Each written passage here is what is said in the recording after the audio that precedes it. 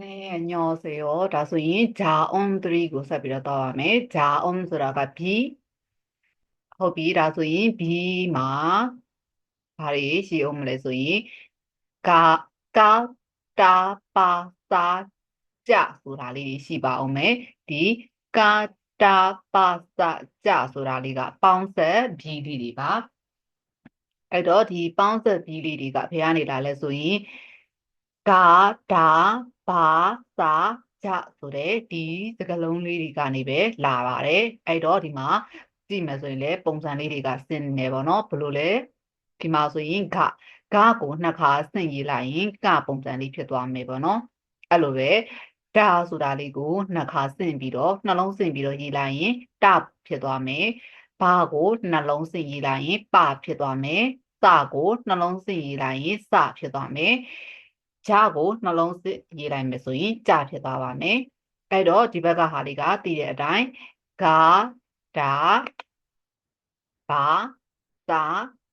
ဂျဆိုတာလေးတွေပါဒီဟာလေးတွေကိုအတန်ဖြော့ပြီးတော့အတန်လျော့ပြီးတော့ဆိုတဲ့အခါမှာ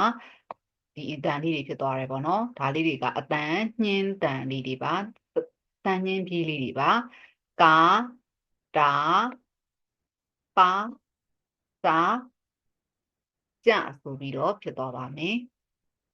ဟုတ်ပြီဒီမှာရှိနေတဲ့စာလေးကနည်းနည်းအတန်ပြင်းတဲ့အတန်ဖြစ်ပြီးတော့ဒါဒီစာလေးကကြတော့အတန်နည်းနည်းညှင်းတဲ့အတန်လေးဖြစ်ပါတယ်ကာတာပ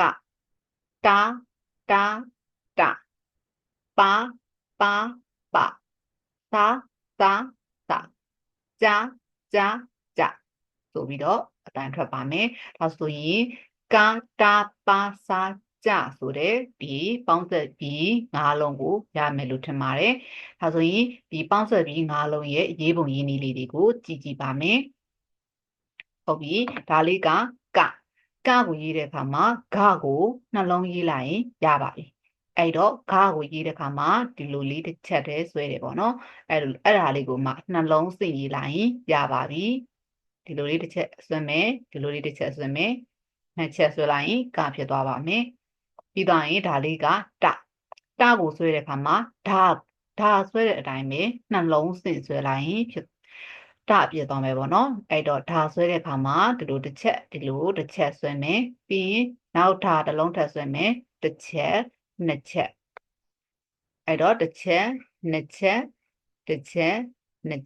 ဒါဆိုရင်တဖြစ်သွားပါမယ်ပြီးရင်ဒါလေးက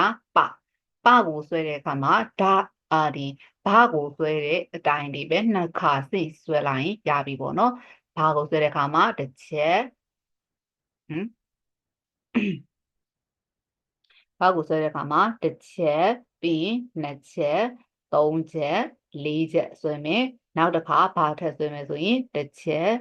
နှစ်ချက်သုံးချက်လေးချက်တစ်ချက်နှစ်ချက်သုံးချက်လေးချက်နည်းနည်းတစ်ချက်နှစ်ချက်သုံးချက်လေးချက်ဒါဆိုရင်ပဖြစ်သွားပါမယ်ပြီးရင်ဒါလေးကစကိုနှလုံးစိတ်ပြေးလိုက်ရုံပဲပေါ့နော်တစ်ချက်နှစ်ချက်ပြီးရင်တစ်ချက်နှစ်ချက်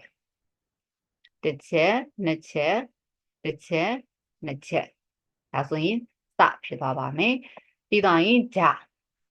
ကိုရေးတဲ့အခါမှာဆိုရင်ဂျကိုရေးတဲ့အခါမှာဆိုရင်ဂျကိုနှစ်ခါဆင့်ပြီးတော့ရေးလိုက်ရင်ရမယ်ပေါ့နော်အဲ့တော့ဂျကိုရေးတဲ့အခါမှာတစ်ချက်နှစ်ချက်နောက်ကြားဖြစ်အောင်ဆိုရင်ဂျတစ်လုံးထပ်ရေးမယ်တစ်ချက်နှစ်ချက်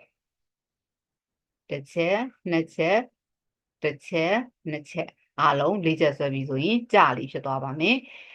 ဂျကိုဒီလိုပုံစံလေးလည်းရေးကြသေးတယ်နော်ဒီလိုလေးရေးတယ်အဲ့လိုပဲဂျကိုလည်းပဲဒီလိုလေးရေးတဲ့ပုံစံမျိုးလေးလည်းရှိပါတယ်ဒါဆိုရင်ကာတာပါစာကြရဲ့ရေးပုံရေးနည်းလေးတွေလည်းရမယ်လို့ထင်ပါတယ်ဟုတ်ပြီဒါဆိုရင်ဒီမှာတရလေးတွေနဲ့ပေါင်းတဲ့အခါမှာဘယ်လိုအတန်လေးတွေထွက်မလဲဆိုတာလေးကြည့်ကြအောင်မယ်အဲ့တော့ကကိုအာဆိုတဲ့ဒီတရလေးနဲ့ပေါင်းတဲ့အခါမှာဘယ်လိုဖြစ်မလဲကအာကာဆိုပြီးဖြစ်မယ်အဲ့လိုပဲ တာနဲ့အာနဲ့ပေါင်းမယ်ဆိုရင်လည်းပဲတာအာတာဆိုပြီးတော့ဖြစ်မယ်နောက်ပကိုလည်းပဲအာလေးနဲ့ပေါင်းရင်ပအာပါဆိုပြီးတော့ဖြစ်ပါမယ်ပြီးသွားရင်စကိုအာလေးနဲ့ပေါင်းမယ်စအာစာအဲ့လိုပဲကြာနဲ့အာလေးနဲ့ဆိုရင်လည်းပဲကြာအာကြာဆိုပြီးတော့ဖြစ်သွားပါမယ်ပြီးသွားရင်ဒီဘက်ကတရာလေးကဘာလေးလဲဟုတ်တယ်အိုတရာလေးပါအဲ့တော့အိုလေးနဲ့ပေါင်းကြည့်မယ်ကာအိုကိုကာအိုကိုတာအိုတူတူတာအိုတူပါအိုဆိုရင်ဘယ်လိုလေးဖြစ်မလဲအိုဆိုပြီးတော့ဖြစ်မယ်ပြီးစာအိုတူနောက်ပြီးတော့ကြာအိုကျူဆိုပြီးတော့ဖြစ်သွားပါမယ်အဲ့တော့ကာအိုကိုတာအိုတူပါအိုပိုစာအိုဆိုကြာအိုကျူဆိုပြီးတော့ဖြစ်ပါမယ်ကာတာပါစာကြာကိုတိုပိုတိုကျူဆိုပြီးတော့ဖြစ်ပါမယ်ဟေးဒါဆိုရင်ဒါလေးတွေရမယ်လို့ထင်ပါတယ်ဟုတ်ပါပြီဒါဆိုရင်ဒီမှာရှိနေတဲ့တရာလေးတွေနဲ့ဒီပေါင်းဆက်ပြီးတွေနဲ့ပေါင်းပြီးတော့ကြည့်ကြမယ်ပေါ့နော်ဒီချက်ရဲ့ဒီနှုတ်လေးကနေပြီးတော့ကြည့်ကြပါမယ်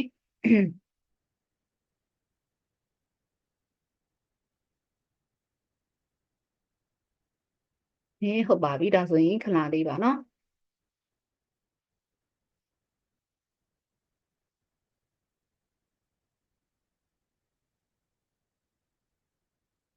ဟုတ်ပါပြီဒါဆိုရင်ဒီမှာဖတ်ကြည့်ကြပါမယ်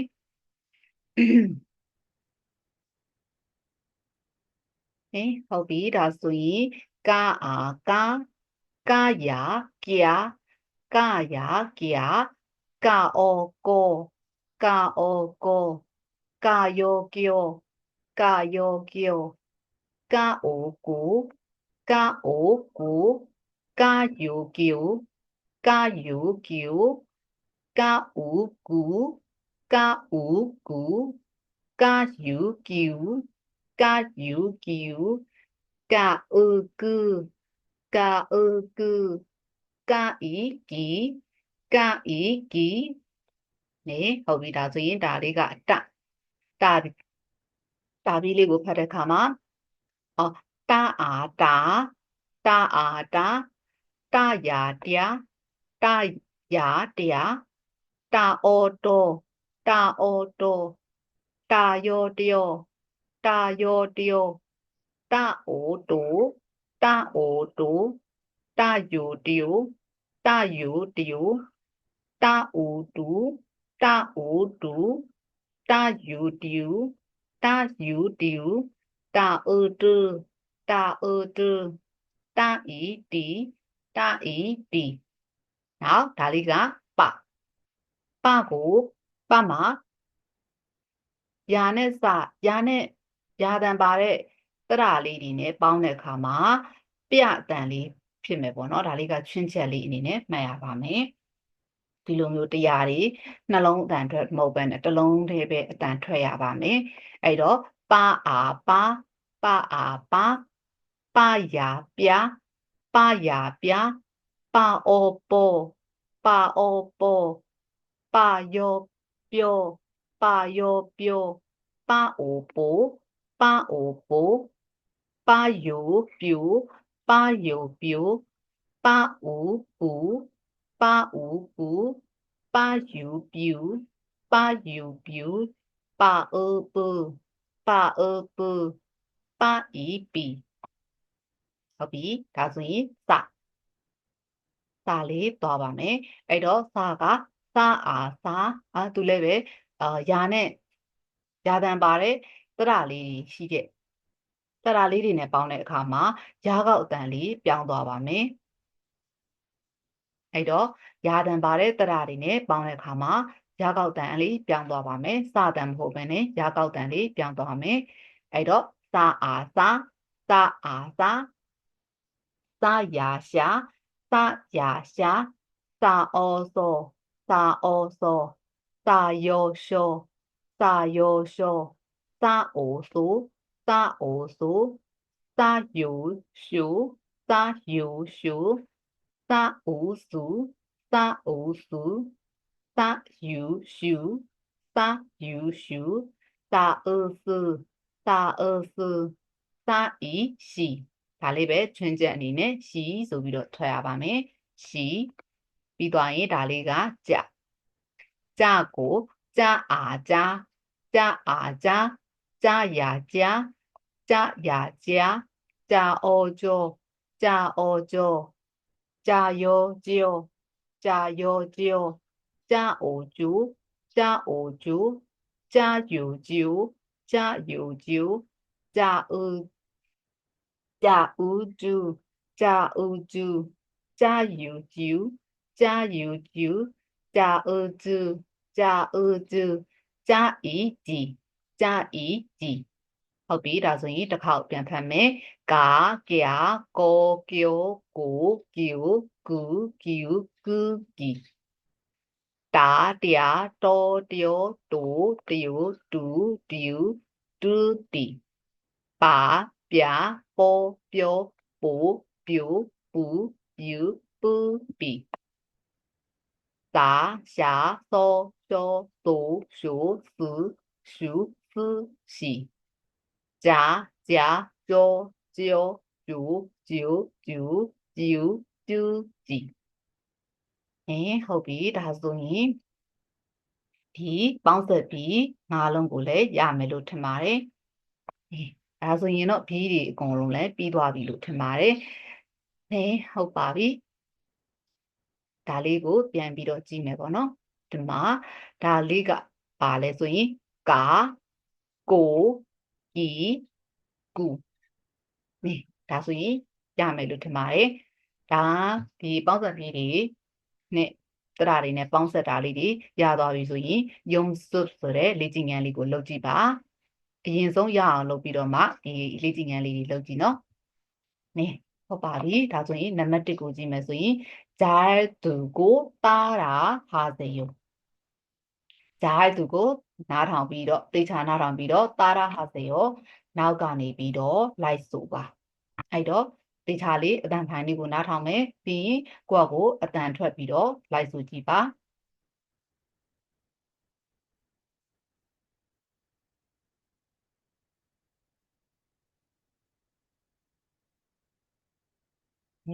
အတန်ဖိုင်လေးကိုနားထောင်ကြည့်နော်1번 잘 듣고 따라하세요. 1. 까, 따, 빠, 싸, 자.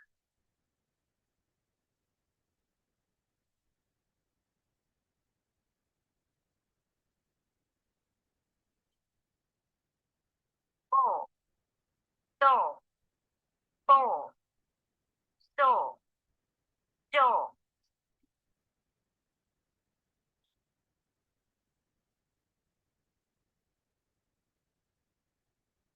6. 부, 뚜, 부, 뚜, 쭈.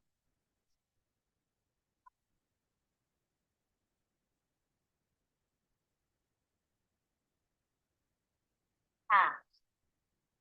이, 띠, 삐, 시, 띠. ဟုတ်ပြီဒါဆိုရင်ဒါလေးတွေရမယ်လို့ထင်တယ်အဲ့တော့နံပါတ်2ကလေးကိုသွားမယ်잘 두고 많은 것을 고르세요 고르세요အဲ့တော့ဒါလေးတွေကိုသေချာနားထောင်ပြီးတော့နိုင်တဲ့အရာလေးကိုရွေးပြရမယ်ဒီမှာတပုတ်ကို2ခုစီရှိမယ်ကိုကြားလိုက်တဲ့ဟာလေးတွေကိုရွေးရမယ်ပေါ့နော်ဟုတ်ပြီပထမတစ်ခေါက်ကိုယ့်ကိုနားထောင်ပြီးတော့ရွေးမယ်ဒုတိယတစ်ခေါက်ဒီချင်းနဲ့အတူတူရွေးကြည့်မယ်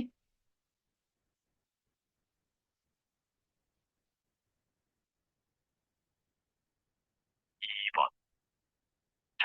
듣고 맞는 것을 고르세요. 1. 가요. 2. 짜요. 3. 커요. 4. 싸요. 5. 뿌리. 6. 아파요. ね、ဟုတ်ပြီဒါဆိုရင်ဒီချင်းနဲ့အတူတူရွေးကြည့်ကြမယ် 2번. 잘 듣고 맞는 것을 고르세요. 1. 가요. ကာယို 짜요. တာယို 3. 커요. ခေါ်ယို 4. 싸요. စားယိုဒါဆိုရင်စာယူပဲထမယ်ဒါဆိုရင်တော့စားယူဆိုထမယ် 뿌리. ပူရီ 6. 아파요. အဖယိုဟုတ်ပြီဒါဆိုရင်နံပါတ်3ကိုသွားကြမယ်နံပါတ်3မှာဆိုရင်다음 단어를 쓰고 따라하세요. အောက်မှာရှိနေတဲ့ word တွေကို နားထောင်ပြီးတော့ လိုက်ပြီးတော့ ဆိုပါဆိုပြီးတော့ပြောထားတယ်။ဒါဆိုရင်အတန်ဖိုင်လေးဖွင့်ပြမယ်။ကိုယ့်ကိုလိုက်ပြီးတော့ဆိုကြည့်ပါ 3번. 다음 단어를 듣고 따라하세요. 1. 까치. ။ကာချီဒါကတပိတ်လွယ်ငတ်ကိုပြောတာ 어깨. ။ okay ဆိုတာပခုံးကိုပြောတာ 3. 귀뚜라미. ။ခွီတူရာမီဆိုတာကဓာတ်ခုတ်ကောင်ကိုပြောတာ 4. 뿌리. ။ပူရီဆိုတာအမြစ်ကိုပြောတာ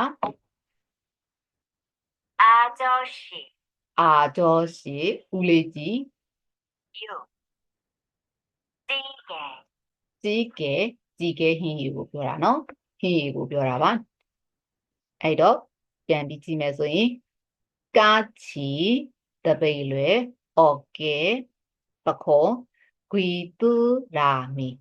ဂွီတူရာမီ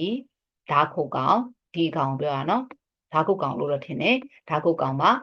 အဲ့တော့ပူရီဆိုတာကအမြစ်ကိုပြောတာအာဂျောရှိဦးလေးကြီးကြီးကဲဟင်းရီဟုတ်ပြီနံပါတ်4ကိုသွားမယ်잘 두고 들은 것을 한글로 쓰세요. ကြားလိုက်တဲ့အရာကို 한글ကိုရီးယားစကားလုံးနဲ့ရေးပါဆိုပြီးတော့ပြောထားတယ်။ဟုတ်ပြီဒါဆိုရင်ပထမတစ်ခေါက်တန်လေးကိုနားထောင်မယ်ကိုယ့်ကိုရေးကြည့်မယ်ဒုတိယတစ်ခေါက်ဒီချင်းနဲ့အတူတူရေးကြည့်ပါမယ် 4번. 잘 듣고 들은 것을 한글로 쓰세요.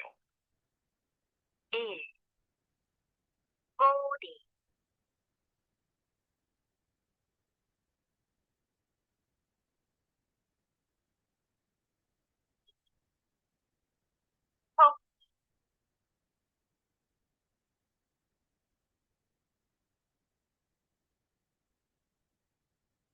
3.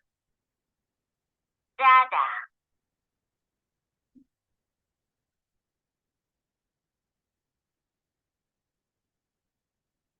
4. 뿌리.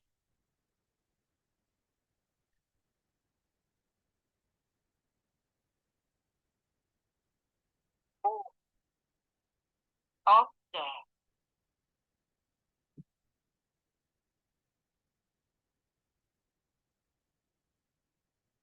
6. 쓰다.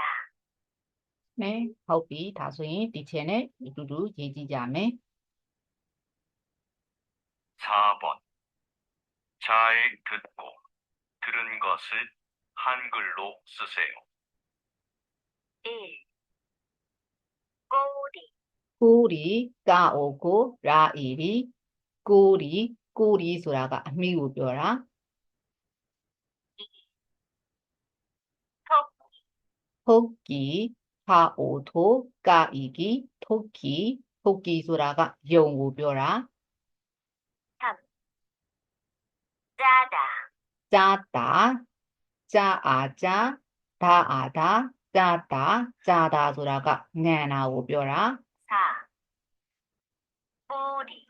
뿌리 빠오고 라이리 뿌리 뿌리ဆိုတာကအမြစ်ကိုပြောတာပါ 오, 어깨, 어깨 아어어 까에게 어깨 어깨ဆိုတာကပခုံးကိုပြောတာပါ 쓰다, 쓰다 싸으 쓰다아다 쓰다 쓰다ဆိုတာကရေးသည်ကိုပြောတာပခုံးဒါကစာရေးတာတွေပါတယ်အသုံးပြုတာတွေပါတယ်သုံးတယ်ပေါ့နော်အဲ့တော့